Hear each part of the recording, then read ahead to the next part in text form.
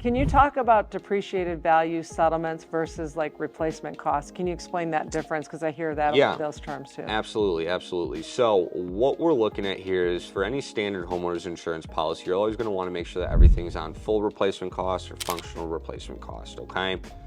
Now, what that means is that in the event that something is broken, something, even your personal items on the inside of your home or your roof is damaged and you need to file a claim, when you're on full replacement cost, you're going to get the full amount back that's going to cost to essentially rebuild the building, replace your belongings on the inside of your home, or replace your roof, okay?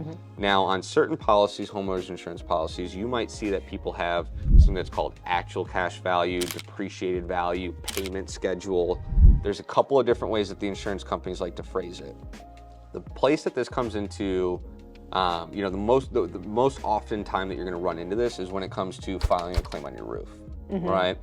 So let's say you have a 10-year-old roof and your policy is written on payment schedule, depreciated value, actual cash value for the roof.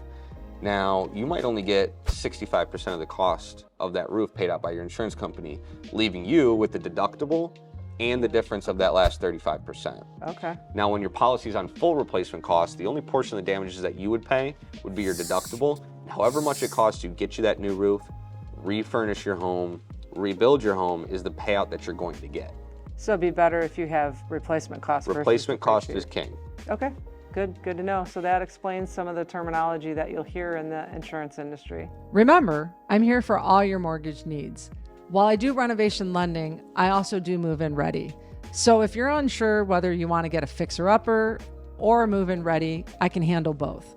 So please subscribe to my YouTube channel for more news, market updates, and opportunities to save money.